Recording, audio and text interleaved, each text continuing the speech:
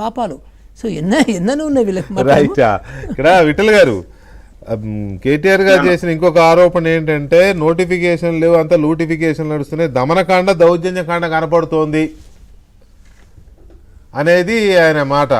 అంటే అప్పట్లో మీరందరూ చేసిన విమర్శలు ఆరోపణలేమో అసలు ధర్నా చౌకే ఎత్తేసారు ఎవరు ధర్నా చేయకుండా అని, ఇట్లాంటివన్నీ అప్పుడున్న ఆరోపణలు. ఇప్పుడు ధర్నా చౌక్ ఉంది మరి నాకు తెలిసి కదా, స్వేచ్ఛగా స్వేచ్ఛగా మీటింగ్లు పెట్టుకుంటున్నారు, సంగ్రామ సదస్సులు పెట్టుకుంటున్నారు, అంతా బాగానే ఉంది. మరి దౌర్జన్యకాండ దమనకాండ అనే దాని మీద మీ స్పందన ఏంటి? ఇప్పుడు స్పష్టంగా మన కళ్ళ ముందు కనిపిస్తుంది కానీ ఇప్పుడు వాళ్ళ 10 ఏళ్ల కాలంలో ఇవ్వాల్సిన ఉద్యోగాలు ఇవ్వలేదు. ఆ 2 లక్షలు అనేది కాంగ్రెస్ మేనిఫెస్టోలో 2 లక్షలు ఆ ఫిగర్ పెట్టడానికి కారణం ఏంటి? 10 years ఇవ్వలేదని కదా. 2 lakhs అనేది కాంగ్రెస్ ఇప్పుడు ఉండవు కదా, ఉండదు కదా, ఉండదు కాదు. ఆ 2 lakhs వేకెన్సీస్ పెట్టడం అంటే నా 10 ఏళ్లలో ఫిల్అప్ చేయలేదని.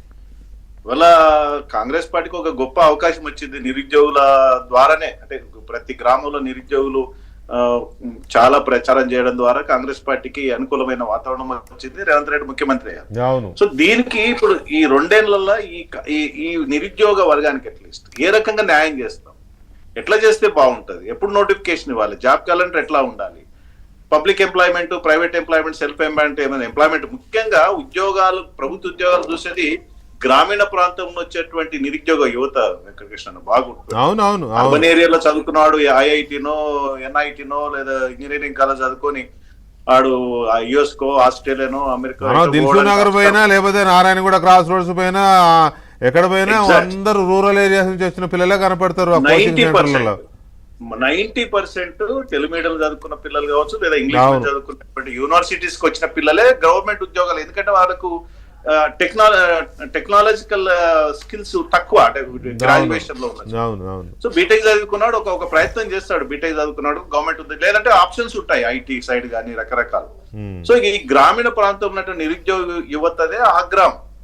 దాన్ని సాటిస్ఫాక్షన్ చేసే ఒక ప్రక్రియ కాంగ్రెస్ ప్రభుత్వం చేతిలో ఉంది. అది ఇప్పటికైనా 2 ఏళ్ళు గడిచిపోయింది కాబట్టి, ముఖ్యంగా ఇంత మురళి గారు చెప్పినట్టు యూనివర్సిటీస్ అన్ని మొత్తం సర్వనాశనం చేశారు. 10 ఏళ్లలో రిక్రూట్మెంట్ లేదు.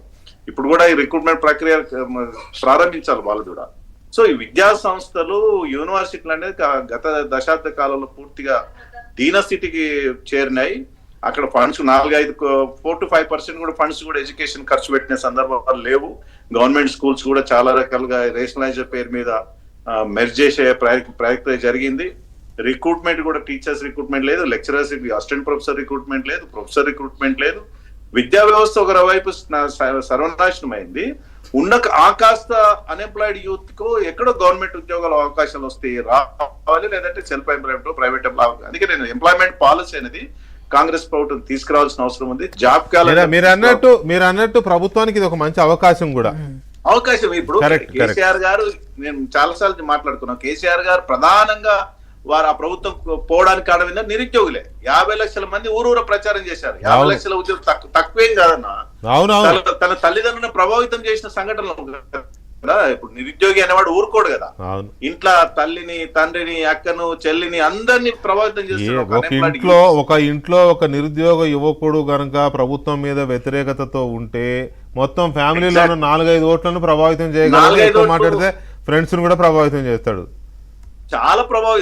అదే చాలా మందికి ఒకటేమో నిరుద్యోగులు అన్న కనిపించేది, కనిపించే శక్తి ఏంటంటే ఉద్యోగులు కూడా. ఉద్యోగులు అది ఎట్లా ఓపెన్ సీక్రెటే కదా, ఉద్యోగులు ఓట్లేస్తారని కాదు, పొరివితో తలగొక్కోవడమే కదా మీతో పెట్టుకోవడం. అంటే ఉద్యోగి 10 మంది ఓట్లని ప్రభావితం చేస్తాడన్న, మీకు గుర్తుంది. ఉద్యోగులు నిరుద్యోగులు కూడా 10 మంది ఓట్లతో సమానం ఒక నిరుద్యోగి. అదే ఉద్యోగులు కాంగ్రెస్ ప్రభుత్వానికి మంచి అవకాశము. ఎంప్లాయ్మెంట్ పాలసీ ఇప్పటికైనా కావాలి, జాబ్ క్యాలెండర్ కావాలి. సరే వాళ్ళ బిఆర్ఎస్ ప్రభుత్వంలో ఏం జరిగిందో మనం చూసినాము, రోజు పేపర్ లీకేజ్లు రకరకాల. ఏమైనా కూడా మీరు అన్నట్టు రేవంత్ రెడ్డి గారి ప్రభుత్వానికి ఇది ఒక మంచి అవకాశం. జాబ్ పాలసీ, ఎంప్లాయ్మెంట్ పాలసీ మనం చూసిన దశాబ్ద కాలంలో అసలు విద్యా ఉద్యోగం అనేది ప్రయారిటీ లేదు. బిఆర్ఎస్ వాళ్ళ కాళేశ్వరం ప్రయారిటీ, వాళ్ళ ప్రయారిటీల లిస్ట్ లో ఇవి లేవు. అవును, వాళ్ళ ప్రయారిటీస్ వేరు కదా. ఒక్క నిమిషం వీటిలన్నా ఆకునూరు మురళి గారు చెప్పినట్టు 36 స్థానంలో ఉంది కేసీఆర్ పాలనలో. ఇలా నీతి ఆయోగ్, కేంద్ర విద్యాశాఖ సూచించిన ప్రకారం దేశంలో 10వ స్థానంగా పట్టుకొచ్చిండు రేవంత్ రెడ్డి. అది గొప్ప. ఉద్యమకారులను మేము గుర్తించలేదు, మర్చిపోయాను అని పశ్చాత్తాపడిండు. ఇలా